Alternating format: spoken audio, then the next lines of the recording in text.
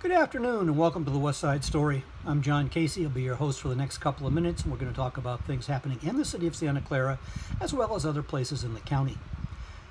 The city has created a task force to deal with issues of diversity, equity, and inclusion. Task force met last Monday. It'd be interesting to see what they come up with. The voting centers are actually open now and will be until 8 o'clock this evening.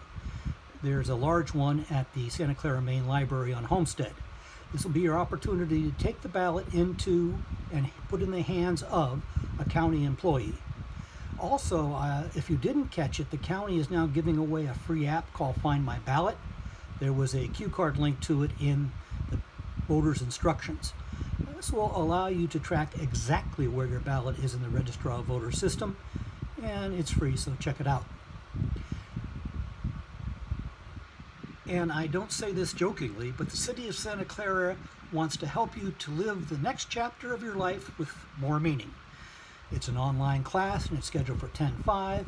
You can register at the library's website. The city has also resurrected several library programs, albeit virtually. The one I like the best is the preschool story hour, 10:30 on Tuesday. Again, unfortunately, it's virtual. I don't know that kids want to sit down unless their friends are around for that long. But I suggest you check it out. They're also bringing back the Great Readers Club for the second and third graders. The city also wants to help you buy an electric car. There's an income requirement for this program, but the car can be new or used, and the rebate can be up to $1,500. Again, check the city's website. The city is also bringing back Sunset Cinema. This is a situation where the city puts up a movie screen in one of the parks and people come and watch fairly late run movies for free. The 17th, they're going to be showing Peter Rabbit 2 over at Live Oak Park on Moreland. It's over in the Rivermark area. The admission is free, but I suggest RSVPing on Eventbrite, and again, a link on the city's website. Only 2 crime reports this week.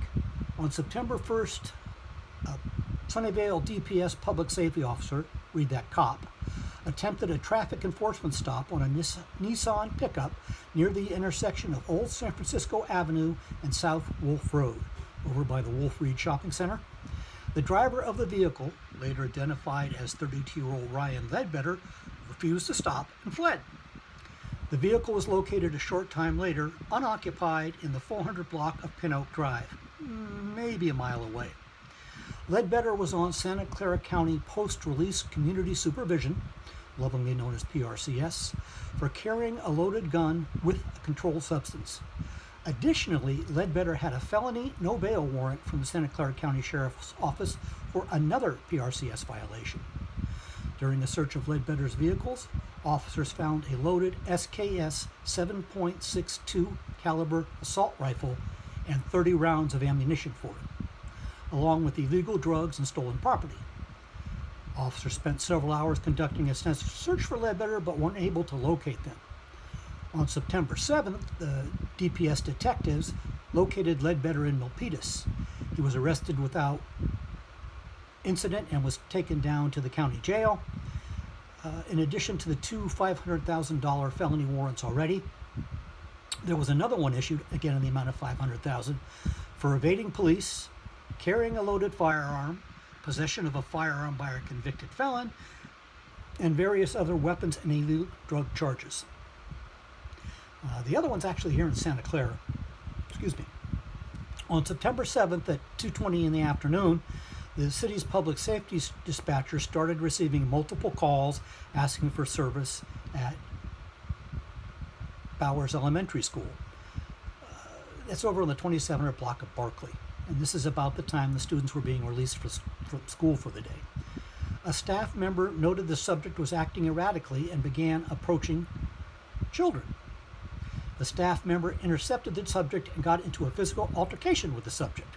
Go teach.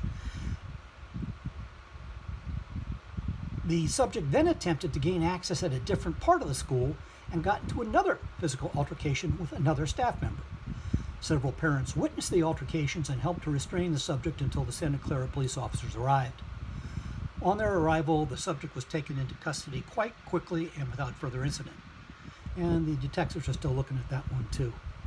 Sad note, the City of Santa Clara's crime information system is still being updated, and I miss it dearly. I mentioned in previous episodes that the City of Santa Clara had fired their city attorney. There was a meeting a week ago Monday to discuss who was going to replace Brian, and they didn't reach a decision.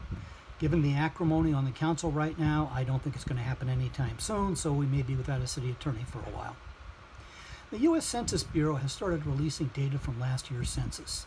I guess I had forgotten about how much they count and the numbers they can provide you. It's fascinating.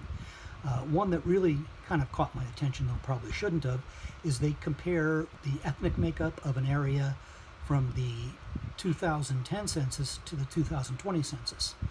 And not surprisingly, the number of Asians in this area is up about 2%, which is a huge jump. And all the other races are down, some significantly, with the exception of people of two races, which did see a small uptick. The 16th of this month, the Downtown Community Task Force will be meeting with the City Council, another Zoom meeting. The members of this group see a real downtown Santa Clara and have managed to get several people together. I think it's going to be a good meeting, and I think it's a good idea. Lastly, the city's audit committee, that's the one that deals with the 49ers and what they paid and what they didn't, will be meeting on the 16th. Again, a Zoom meeting. So that's it for this week. Please stay safe, and I'll see you next week.